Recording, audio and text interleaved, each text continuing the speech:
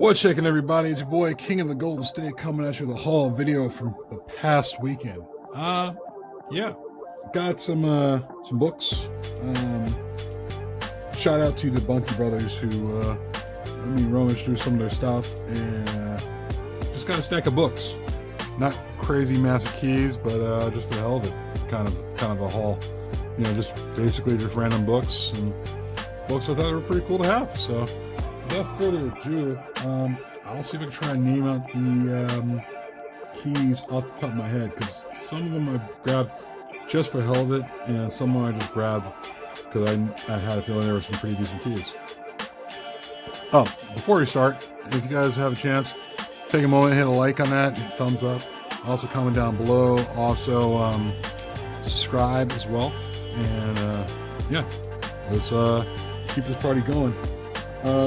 Maybe this is my last haul of the year, I'm not sure, but who knows.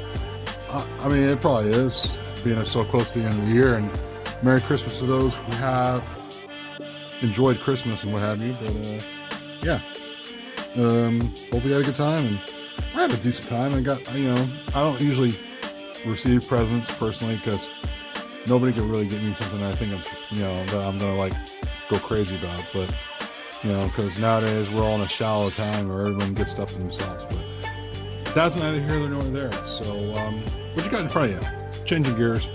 Is Ultimate Fantastic Four number 54. First appearance of Ultimate Angel Agatha Harkness. There's speculation talk about that character being in the WandaVision show coming up on Disney Plus. So there is the original Agatha Harkness in the original Fantastic Four. I'm not sure what issue is this, don't quote me on it. But off the top of my head, this is the first appearance in the Ultimate Universe that people are talking about. So I figure I picked that up and I saw it hanging around. So before we go any further, just so you guys know, if you guys are in the local Bay Area, come January 18th of 2020, I will be at the Berkeley Comic-Con, which is like a periodic show that happens every couple months. This time around, like I said, I was hanging out with the Bunky Brothers, who shout out to the Bunky Brothers, Bob and Brian, they're great guys. They're going to be selling about 20 long boxes of books. Most of them are going to be in a lot of good keys in there, and they're going to be at half off. No joke, half off, or whatever price they choose to do it. So if you guys happen to be in the Berkeley, California area, please, around January 18th, feel free to swing on by. That is a great deal. That is a really, really great deal. I mean, half off on comics that you probably need to catch up on. I jump on it. You know, why not? So, moving on. Got this one, the first appearance of Agatha Harkness. Let's talk about that for a Disney Plus show. Also found Thor number 5. That's the first appearance of the female Loki. There's speculation of that character showing up in the Loki show for Disney Plus. My guess is this would be pretty spot on, because I don't know if you could pay an actor like Tom Hiddleston for every episode of a show, but who knows? But it wouldn't hurt to have this comic on it for number 5. So. Also found, let me see, this is pretty dope to find. Marvel Live. It's kind of like a signature book from the San Diego Comic-Con from years ago. Had Stan Lee on the cover of it. Would have been great to have Stan Lee sign it, but you know, some people just got to go. So this is one of the things. So it was pretty cool to see that there. Speaking of San Diego, found a San Diego Comic-Con variant of Blackest Night, 0 issue. Really doesn't go for anything. Yeah, it's just, you know, I guess you could say a variant, because it was a free comic day variant of Blackest Night. Bear with me, guys. I'm going through these as fast as I can because I just want to keep your attention. Also picked up this one. I just like because of the cover. I just like the cover. Spectre number 8. I saw that, kind of caught my eye. I mean, for a character like the Spectre and a cover like that, I just thought it was pretty dope to see it now. So, you know, had to go ahead and grab that. Also picked up Batman Long Halloween #1. I think that's first. If it's not a first appearance, but it's an appearance of the crime gangster and mobster of Marcone. Is it Marcone or I forgot? I forgot the character, but he's supposed to be in the upcoming Batman movie. I'm not sure, but off the top of my head, I'm trying to remember the character's name. It's Marcone or Marconi or something like that. Totally lost my mind. Also found Iron Man #302. It's the first fight between Iron Man and Venom, which is such an odd combination, in my opinion. Also found the final issue of the Max #35. Kind of a hard to find copy, but yeah, it's good. For me personally, I would like to get the entire run of the Max and just read it all the way through, just based on the fact that I remember seeing the Max on the MTV channel from years ago. You know, like long before a lot of you guys were probably born. So it was pretty cool to see that sitting there, and you know, as I get closer and closer to catching up to that comic, it'll be kind of cool. Also found these, the second to last issue, which was back in 2007, and the final issue, second to last issue was back in 98, and this one, 94, was in 2007. It's a Ghost Rider, I believe. It's the second to last issue, and this is the final issue. I mean, final issues are pretty important, so it's pretty cool to see those sitting in there. I figured I'd pick them up because, you know, it's Ghost Rider. I actually like the Ghost Rider character too, and I'm also a completionist 4, basically. This is me. Pretty cool to see that. Found a Star Wars Tales #10. That's a Lionel Francis Yu cover of pretty much Stormtroopers. It's pretty cool. This one I'm kind of speculating on a little bit. Just one of those things where I was kind of like, you know what, I'll think about it. I found a full run of Nova #1 through 4. Really cool Gabriel Dell'Otto covers. You got the #1, got #2, #3, and of course #4. Yeah, a lot of people were talking about the Nova character coming around the MCU, so I thought it was pretty cool to just pick up the Annihilation run, which I thought was pretty dope, because there's nothing wrong with Annihilation. Annihilation is a great read if you haven't got around to it. Saw some DC Universe issues, which I thought was pretty cool. Some have some kind of worth to it, but some don't really. I mean, you know, I found a stack of them there, but I really didn't find a lot of them to be worth much. So, Supergirl #1 really didn't go for much. Same for Green Lantern 50, and also Superboy #1. I found a stack of other ones, but they were part of a package deal, and they really didn't. You know, the rest of them didn't go for anything. They were like, at most, those issues were like regular cover price, or even less than that. And yeah, I guess really when it comes to the DC Universe issues, it depends on what issue it is. So if you find a key, great, but sometimes it's neither here nor there. Also found Black Widow #1. Awesome J.G. Jones cover.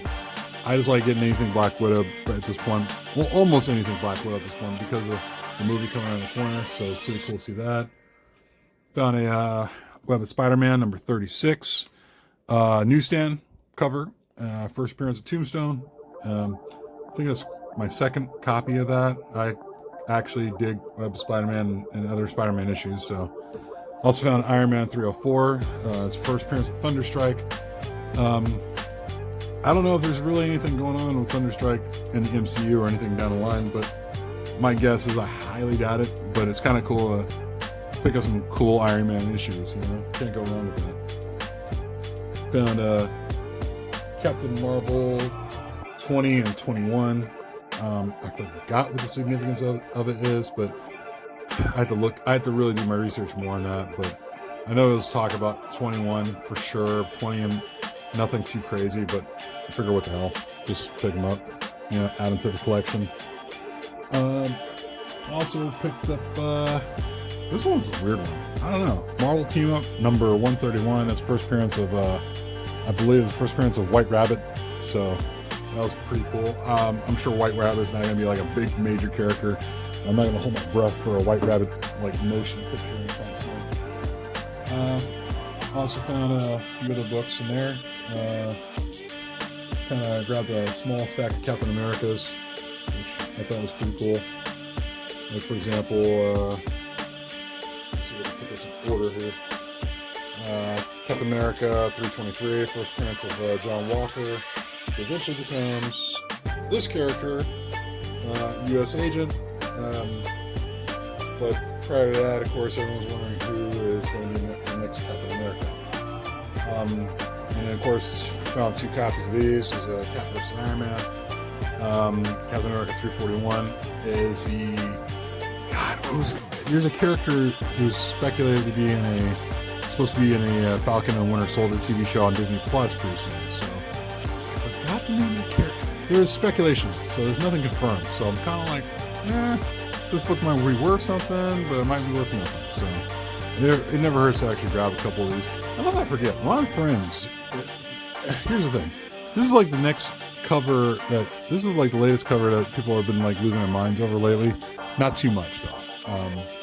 Like earlier in the year, there was a Thor.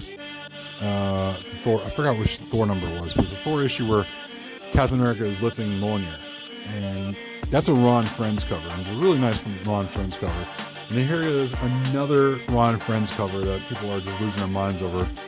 And it's like, it has to take a movie or a TV show from Ron Friends to actually get the kind of respect he gets. He's actually a really good artist. Yeah, some of his proportions might be off here and there. And this is also a cover swipe of earlier Daredevil issue done by Gene Colan. Actually, no, sorry, let me take it back. Gene Colan nowadays is Jack Kirby, because Jack Kirby did a cover like this. Prior to a cover very similar like this was done by Gene Colan. There's a sketchbook that I have proof of that. So, going back to, I forgot the name of the character. I think it's Battlestar. So, let's talk about it being in a movie. I'm not certain, but we'll have to wait and see on that. But as far as other books I found Marvel Fanfare number 11. That's the first appearance of Iron Maiden. That's a character being played by Rachel Weisz in the Black Widow movie. Rachel Weisz is an amazing actress. I love her work. And if you haven't seen, if there's a movie I'd recommend to you, I'd probably recommend all of them. But let me see. I found Astonishing X-Men number 6. That's the first appearance of Sword. That's my second copy of that. Megaton number 2. That's the cameo appearance of the Savage Dragon. Found that in there. It's got not a first appearance, but it's an appearance. Obnoxio the Clown versus the X-Men. I think this character is going to be making an appearance down the line. It's not the greatest cover. I mean, it could probably use a press. It's got a couple of like scrunches and wrinkles in there, but it's cool. I mean, I like collecting comics, man. It's, even if it's characters that involve Obnoxio the Clown, it's hilarious. Also picked up, here, let me pull some of these down. Try to make this video fairly quick and short, nice and sweet. Also picked up X-Men, Sword of the Braddocks. Awesome Alex Garner cover. I think it's the only one issue of the entire run, so. But still, I like a cover like this. This is a really dope Alex Garner cover. It's an early Alex Garner cover, so I really appreciate that. Also, cool covers. You got Witchblade number 87. That's a Adam Hughes cover. I can't, you can't turn that down. And it's I'm probably gonna look forward to getting this signed pretty soon by Adam Hughes, but it's pretty dope. Also, found a Power Pack number 1. Of course, there's also Disney Plus talk about that, so I'm kind of like, I don't know. I might get this just slabbed, but I just put that thing in the My Life now. And also found a Sandman Master of Dreams number 8. That's the first appearance of Death. I remember back in the day when Death was like one of the biggest characters in the 90s, because that character you just couldn't get past it. You know, like, people were just losing their minds over a character like Death, and the Death miniseries by Neil Gaiman and Chris Bachalo was pretty dope. You know, it was like a 3-issue miniseries, and nowadays that book you can find in a dollar bin, and this Sandman first appearance of Death doesn't go as high anymore, unfortunately.